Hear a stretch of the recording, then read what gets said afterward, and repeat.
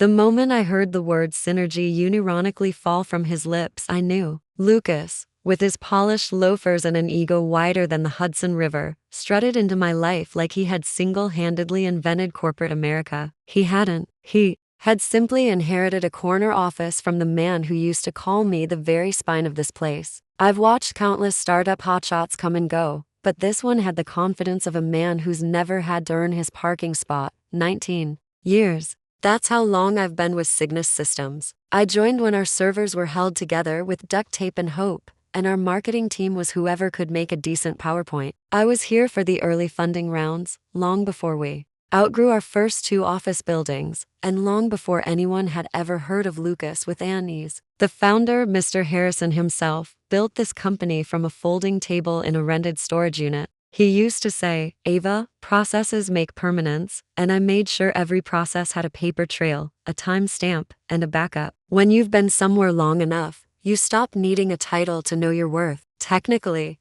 I was the chief operations liaison, whatever that meant to outsiders. Internally, I was the person you called when procurement stalled, compliance panicked, or legal forgot which version of the charter we were using. I kept the whole machine running without ever needing to raise my voice. Then Mr. Harrison got sick. He started to fade about a year ago, quietly at first. Missed meetings, forgotten names, odd silences. He still had moments of clarity, but the board got nervous. And nervous boards do stupid things like handing the reins over to Lucas, Harrison's wet-nosed nephew, who once asked if we could just chat GPT our compliance reports. I wish I were kidding. From the second Lucas set foot in the office with his fake humility, I knew I had a countdown running over my head. He gave a speech about modernizing legacy systems while never once looking me in the eye. His eyes, for the record, were usually glued to his phone, scrolling through whatever crypto guru was promising to 10x his ego. I started noticing things. My calendar permissions became weirdly restricted. People I had mentored were suddenly ceasing me instead of inviting me. And I overheard him in the hallway telling HR I had museum energy. Here's the thing about being underestimated.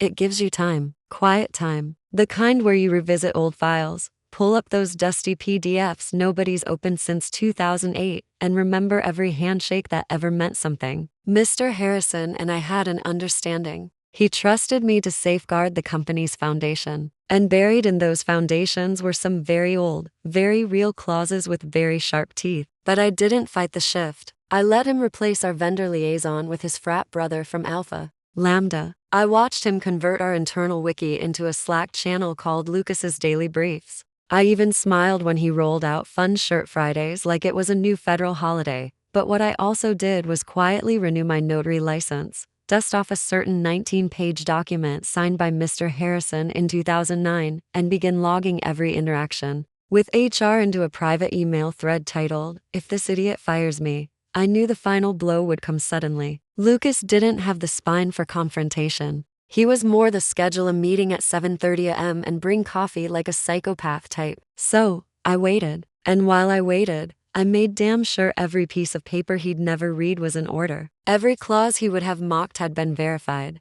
Every signature was notarized. I wasn't planning revenge. I was preserving structure. The structure he was too arrogant to understand. Because here's what Lucas never learned in business school. The person who understands the foundation holds the power to shake the entire house. And I was about to shake it. It happened at 7:59 a.m. on a Tuesday, because of course it did. Only a coward picks a time before most people have even poured their first cup of coffee. I was still locking my car in the garage when I saw the meeting invite pop up. Subject line, quick sync. Location, HR conference room C. Send at 7:56. No context, no prep, just vibes. Lucas was already there when I walked in, legs crossed, sipping some green sludge from a mason jar like he'd just emerged from a yoga retreat in a tech cult. HR director Melissa sat beside him like a hostage, pretending her makeup could conceal the dread in her eyes. I gave her a nod. She didn't return it.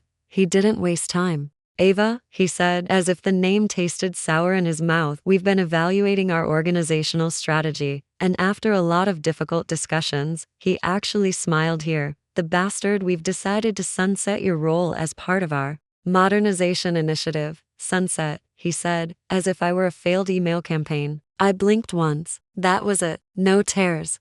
No gasps. I just tilted my head the way you do when a child proudly presents you a drawing of a dragon that's clearly just a squiggle with eyes. I didn't need to hear the rest, but he gave it anyway. We really appreciate your historical contributions, he added, dragging out the word historical like I was a fossil he'd found in a filing cabinet. It's important to stay relevant in today's landscape. That last line was the gift, the phrase that told me everything I needed to know. He wasn't just cutting dead weight. He thought this was a teaching moment. Consider this your final lesson, he said like he was the sensei in a startup-themed karate movie. I smiled tight-lipped, no teeth, no words, just nodded once and stood. I didn't even bother taking my travel mug. The walkout felt like the longest, slowest parade I'd ever marched in, except no one clapped. They just averted their eyes as if I had become contagious. The elevator ride down was blessedly empty. My hands were steady. My heart wasn't. I got into my car,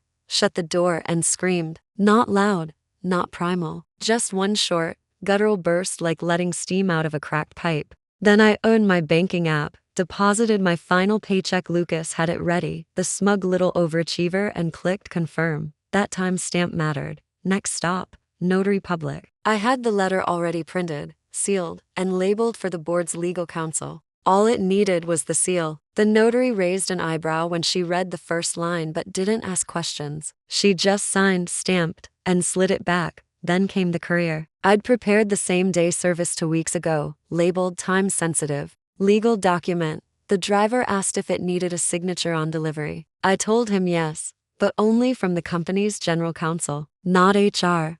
Not Lucas. No substitutes. He left, and I sat back in my car, parked across the street from the office. I didn't go home. I watched through the tinted windows. I saw Lucas leave the building an hour later, laughing with someone from strategy, probably the same frat brother he hired to run analytics despite thinking a Gantt chart was a type of cheese. What Lucas didn't know was that the letter now in transit contained more than just flowery goodbyes. It was a formal notice of termination acknowledgement executed by the party of the second part me per section 4.8 of the 2009 Operational Reversion Agreement. A clause so old even most of legal forgot it existed. But I hadn't. I helped Mr. Harrison draft that agreement when we incorporated. He was paranoid back then, terrified the board might someday be swayed by blood TIs instead of competence. So, we wrote safeguards, legal tripwires, checks buried so deep they might as well have been written in invisible ink. But I kept copies in triplicate, stored into places, and encrypted in one. That clause stated that if I were ever terminated without full board approval and severance in compliance with original charter terms, operational control of Cygnus systems would revert within 72 hours to the founder's trust and to the appointee listed therein. Lucas had just pulled the pin on his own grenade. And the best part? He still thought I was just historical. Lucas posted a GIF of a broom sweeping in the exact Slack channel with the caption, "Spring cleaning baby. Out with the old."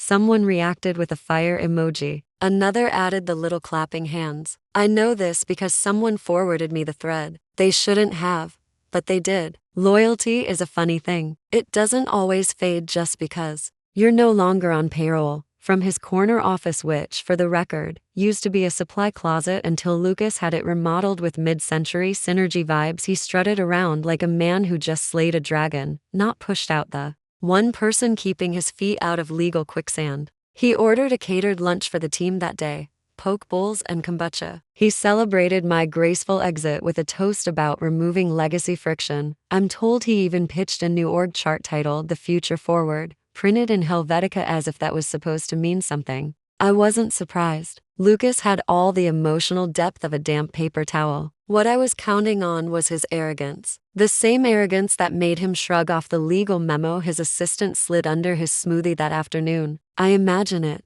went something like this. Hey, legal flagged something in the old governance archives about Ava's termination. They said it might warrant review. Lucas probably waved it off between bites of his kale avocado whatever. We sunsetted that clause years ago. Let compliance run in circles if they want, but we hadn't, because I hadn't let them. Every 3 years, like clockwork during compliance audits, I ensured the reversion clause stayed active, recertified, and notarized. And I had the PDF trail to prove it. Most of the current team wasn't around in 2009.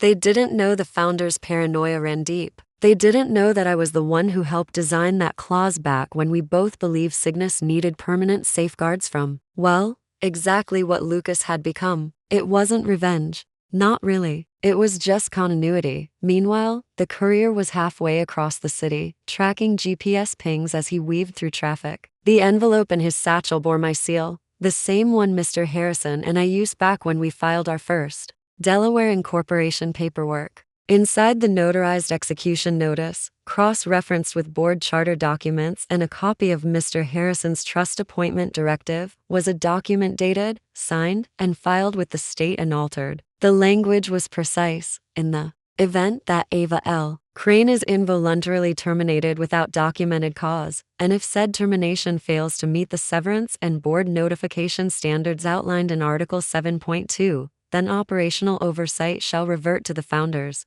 Trust. Control shall transfer to the trust's appointed successor within 72 business hours of executed notice, barring direct board intervention with unanimous override, which shall require the founders' written assent. They had no override. And Mr. Harrison hadn't signed anything in over 9 months. Lucas didn't know the clock was ticking. He didn't know the courier was 3 blocks away when he posted a TikTok of himself on the office balcony with the caption, "Making room for innovation. Let's go." He didn't know that legal was already calling in an intern to dig through the archived governance binders, the physical ones no one ever looked at unless I asked them to. Back at home, I didn't celebrate. I didn't pour wine. I pulled out a yellow legal pad and wrote out a timeline, old school. 7:59 a.m. Termination. 8:41 a.m. Notary seal affixed. 9:02 a.m. Courier dispatched. By 12:03 p.m., it was marked as delivered and signed for by Cygnus. Systems General Counsel, Lisa Holbrook. I had a paper trail, timestamps, emails, tracking confirmations, even a recorded voicemail to my personal counsel noting the event, all within the window. That evening, I received a single-line email from Lisa. Please confirm whether you've executed the reversion clause as outlined in Article 4.8. I replied, executed, time-stamped, and delivered as required. Effective as of today. I signed it, warm regards, because I'm a professional. Then I sat back, opened a pack of saltines, and watched the Slack notifications pile up on my burner phone. The whispers had begun, not panic yet, but it would come. They just didn't know it was already too late. The thing about watching a building collapse from the outside is it's quieter than you'd expect. No dramatic fireball, no sirens, just little cracks spreading through the concrete while everyone inside keeps sipping their kombucha and pretending nothing's wrong. By Thursday, 2 days post-termination, Lucas had already fired 3 other senior staffers. All of them had been with Cygnus since the early growth years. Our VP of Vendor Relations, gone. Payroll Systems Manager, out. The woman who built our onboarding framework from scratch while pregnant with twins, reassigned. That one hit me harder than I expected. Her name was Patricia. She brought me soup during a flu season in 17. Now she was escorted out without a goodbye email. In their place, frat bros. Literal frat bros. His old college roommate Liam, who once got kicked off campus for hosting a whiteboard margarita night, was now our new chief strategy architect. No background in tech. No background in anything unless you count motivational crypto threads on Twitter. Another buddy named Ethan was installed as head of organizational vibes. I swear to you that was his title. Inside sources, meaning a few brave souls who still had me on their personal WhatsApp, sent me screenshots of Lucas's morning pep talks. Legacy doesn't equal loyalty, he wrote on Wednesday. We're building a future, not worshipping a past. Keep your energy clean. Your idea is disruptive. Someone else captioned one of his videos with, "This is what happens when a LinkedIn post grows legs and walks into your office." I nearly choked on my coffee from my little home office, nothing fancy, just a window seat and a beat-up desk. I sipped my dark roast and watched the Slack leaks roll in like postcards from a ship headed straight for the iceberg. Someone sent me a spreadsheet of projected cash flow for Q4. It had my formulas, my color coding, my notes in the margins, still intact. Lucas had replaced the top row with a header labeled "Optimized by Lucas." That man couldn't format a cell if you paid him an nth. Then came the HR fumble. Late Friday afternoon, I got a weird alert. My online access to the company's internal HR portal briefly reactivated. Not full access, just a window, long enough for me to glimpse a modified file. The official termination notice dated Wednesday, 2 full days after Lucas gave me the boot in person. They were trying to backdate the event, maybe to buy time, maybe to shift the 72-hour reversion clause trigger. Who knows? Amateurs. Here's the problem with rewriting history. When the historian kept receipts, I had my time-stamped check deposit, the notarized courier slip, the signed delivery confirmation, and my legal reply all dated Tuesday. I forwarded everything to my lawyer. She replied with a 2-word email. Let them. By Friday night, word was spreading inside Cygnus. Nothing loud, just whispers. Someone from product pinged my old assistant asking if she had a copy of the founder's charter. Another from legal called in sick pending document clarification. One particularly brave IT analyst apparently told Liam the vibes were concerning after being asked to sign off on some half-baked platform migration. That night, I got an email from an anonymous ProtonMail account. Subject line, he's bragging about replacing you with AI. Inside was a screen grab from a company-wide Slack where Lucas said, honestly, Ava's whole job could have been done by a decent plugin. We're future-proofing now. No one responded to the message, just a string of eye emojis. I didn't reply to the ProtonMail. I just saved the image to a folder called Ignition Files. The folder also contained a copy of the reversion clause, an audio recording of Mr. Harrison discussing succession planning, and one glorious video of Lucas pronouncing fiduciary as Fido Shuri during an onboarding Zoom.by Sunday. I knew the countdown was entering its final phase. Lucas didn't. He was too busy planning a company-wide rebrand. The theme, new blood, no baggage. That tagline wouldn't age well, but it would look real nice printed across his exit packet. The Monday board meeting was supposed to be routine. A quick touch point, a few Q3 slide decks, some half-baked performance metrics from the new VibeOps team Lucas invented out of thin air. The kind of meeting where everyone politely nods while secretly checking fantasy football stats under the table. Instead, it turned into the slow, audible sound of ice cracking beneath thin corporate shoes. It started innocently enough. Lucas kicked things off with a standing PowerPoint, literally standing, as if looming made his Q2 dip look intentional. He wore quarter zip and jeans like he thought he was the second coming of Steve Jobs minus the intellect or even the courtesy of deodorant. Team, he said, pacing slowly, we're shaking things up. No more institutional drag. No more legacy molasses. We're lean. We're mean. We're Cygnus 2.0. The board members smiled thinly, the way you do when a waiter insists on describing the specials in graphic detail. Lisa Hallbrook, general counsel, didn't smile. She was flipping through a thick manila folder with the energy of someone looking for a ticking bomb. She paused on a page about halfway through and went still, dead still. Lucas didn't notice. He was too busy waxing poetic about vertical growth via decentralized strategy, whatever the hell that meant. Lisa finally raised a hand. Sorry to interrupt, she said, her voice a razor's edge. But a document just came in over the weekend, time-stamped, notarized, and delivered by a legal courier. Lucas waved a dismissive hand. If it's from Ava, I already told HR to ignore the noise. Lisa didn't blink. It's not noise.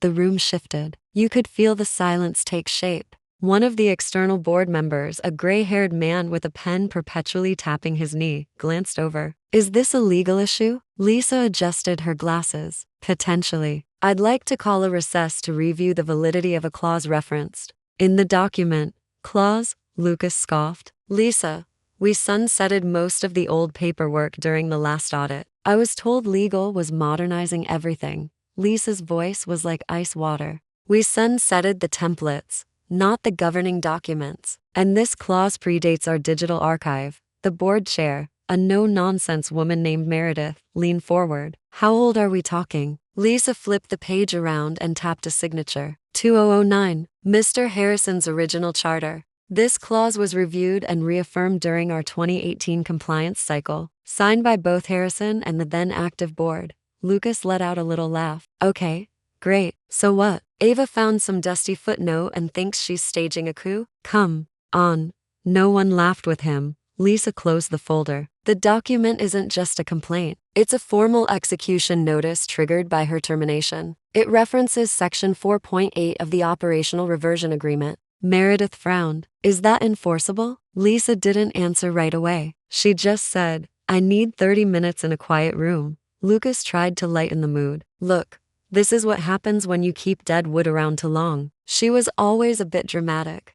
Again, silence. He looked around the room and added, seriously, you're not buying this, right? One board member cleared their throat. I think we'd all benefit from clarity. Let's reconvene after Lisa has had time to review. They stood, chairs scraped, papers shuffled. Lisa moved quickly, folder in hand, her jaw set. Lucas leaned against the conference table, arms crossed. This is exactly why I fired her, he muttered to no one in particular. This dusty clause nonsense holding us back, but even as he said it, you could see the first flicker of doubt in his eyes. Like he knew something was different this time. Like maybe, just maybe, Ava hadn't left quietly because she was broken. Maybe she left quietly because she was ready. And the thing about clocks, they don't stop just because you're too arrogant to hear the ticking. The room was colder when they reconvened. Not physically, just spiritually. Like the HVAC had sucked the confidence straight out of the air. Lucas came back from the break 5 minutes late, ice matcha in hand, sunglasses still perched on his head like he'd just wandered in from a beachside startup summit. He was trying to project calm,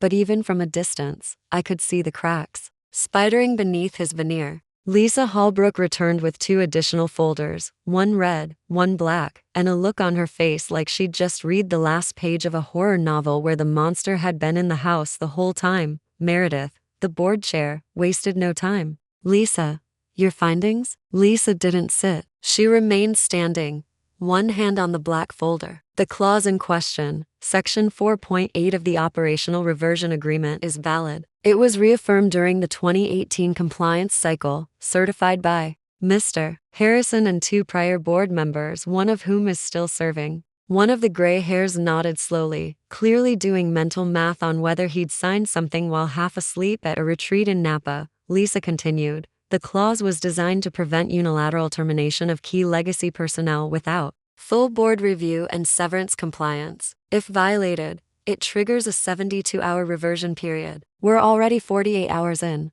Lucas rolled his eyes and leaned back in his chair. Come on, that clause was always symbolic. You said so yourself years ago. It was like ceremonial, not enforceable. Lisa didn't blink. No, I said it was obscure, not symbolic. And it's enforceable. The severance terms were not met. The board was not notified in writing prior to termination. The founder's trust holds final authority in the event of a reversion. He sat up straighter. You're saying this thing, it's real? Lisa opened the black folder. Inside was a printed copy of the clause signed by Mr. Harrison and initialed by Ava Crane, dated, stamped, and notarized. It's not just real, Lucas. It's active. And if we don't find a way to reverse it within the next 23 hours, operational control of Cygnus Systems reverts to the appointee listed in the trust. Lucas stood, pacing. No, this is insane. This is not how governance works. You can't just undo a CEO because someone found a dusty binder. The pen-tapping board member finally spoke. You fired someone with a direct connection to the founder and assumed the paperwork wouldn't bite back.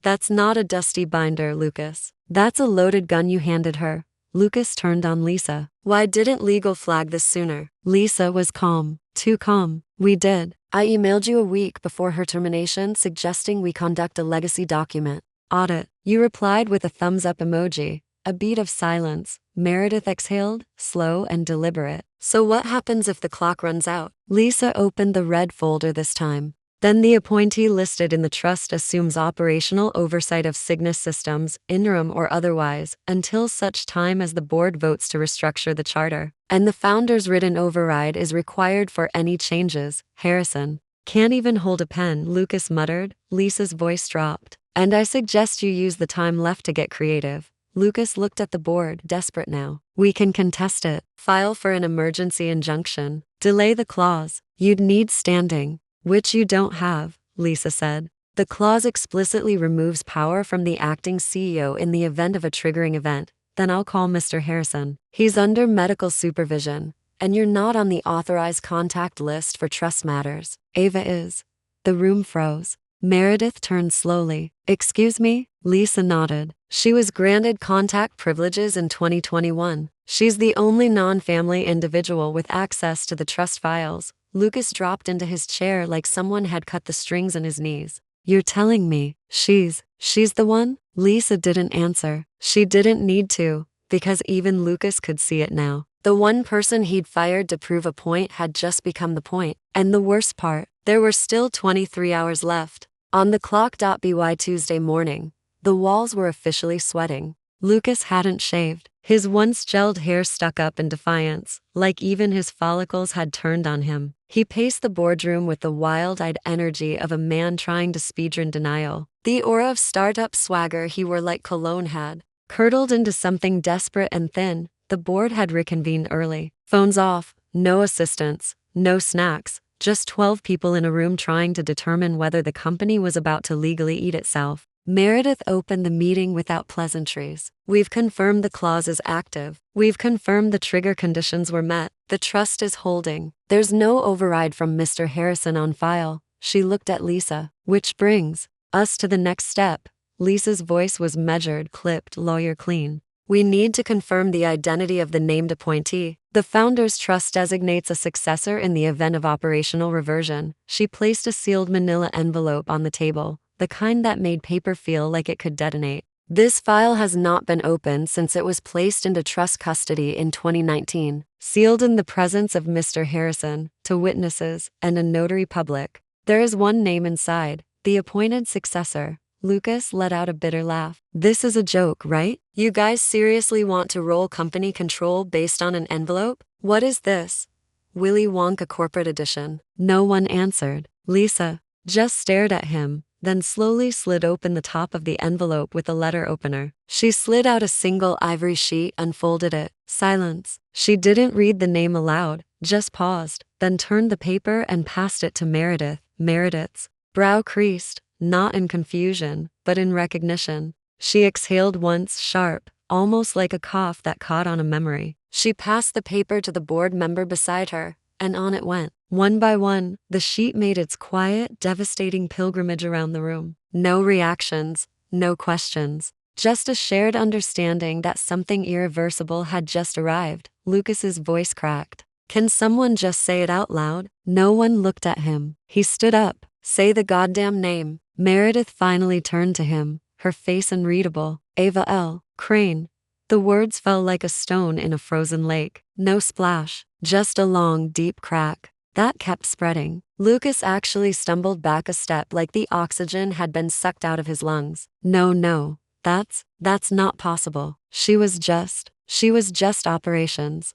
She was trusted, Lisa said quietly. He stared at her. You knew? I suspected. But I didn't know until now. Lucas ran a hand through his hair and let out a wild, dry laugh. You're telling me I fired the woman who's now legally in control of this company? Meredith nodded once. Yes, that's exactly what you did. He looked around the room like a man searching for escape hatches in drywall. We can override it, right? We can vote or no override without Mr. Harrison's written consent, Lisa interrupted. And as you've been reminded, Ava is the only one with trust access. If he's lucid, and if he chooses to write something different, it has to go through her. The clock on the wall ticked, loud, obnoxiously loud. There were 15 hours left before the 72-hour window closed. 15 hours before control transferred fully, formally, irrevocably. And the name written in Mr. Harrison's hand wasn't Lucas. It was Ava, the legacy molasses, the dead weight, the woman he thought he'd pushed off the chessboard, except she wasn't off the board. She was the board. By 9 o'clock a.m. that Tuesday. Lucas had called me 6 times. The first voicemail was cocky. Hey Ava, look, we may have gotten off on the wrong foot. Let's talk. Yeah, water under the bridge and all that. The second had a little more wobble. I think there's been a misunderstanding. Legal's kind of freaking out, and, I'd love to clarify a few things if you're available. The third was, just, please call me, please.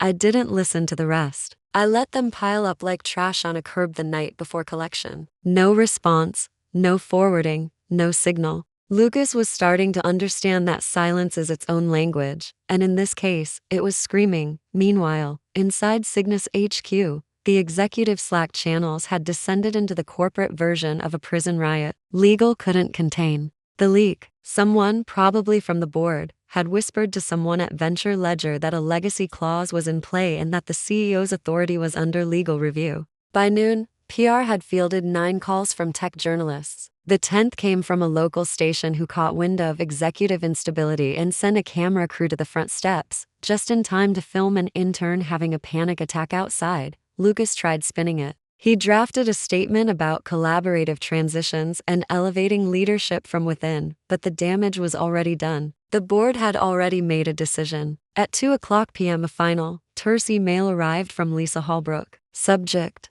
regarding the reversion. Body: the clock has run out. Control has been legally transferred. Please check your personal email for a formal notice from the Founders Trust. The board has requested your presence tomorrow morning for the handover ceremony. The final sentence, in bold, hit me like a physical blow. As of this moment, you are the CEO. I closed my laptop and walked to the window, looking out at the city. For 19 years, I had been the silent engine of this company, a ghost in the machine. And now, the ghost had a name. The next morning, I arrived at the Cygnus office at precisely 7:59 a.m., but this time, I didn't park in the garage. I pulled into the CEO's reserved spot, a space Lucas had had his name painted on just weeks earlier. As I walked through the lobby, security guards who had known me for years nodded with a new kind of respect. The same HR assistant who had looked at me with pity on Tuesday now met me with an odd expression. The quiet hum of the office was different. It felt expectant, alive. I passed Lucas's glass-walled corner office. The "For the Future" whiteboard he'd scribbled on was still there, but now his personal effects, a framed photo, a coffee mug, a stray paper clip were gone. He was already a ghost. I didn't stop. I walked directly to the boardroom where the board members sat waiting. As I entered,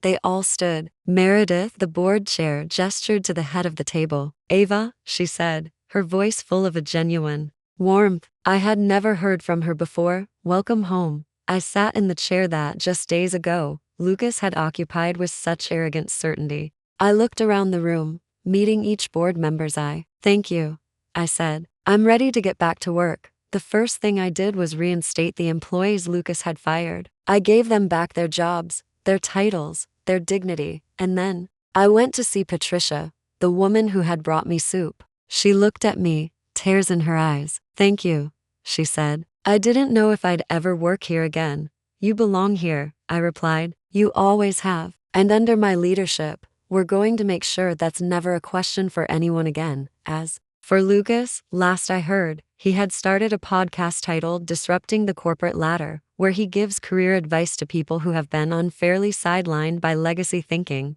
He still doesn't get it. And that, I realized, is the most profound kind of justice. It's not just about winning. It's about changing the game so fundamentally that the very thing that made them fail becomes impossible to repeat. It's about preserving the good and weeding out the bad, not with a broom, but with the quiet, devastating power of a well-executed plan.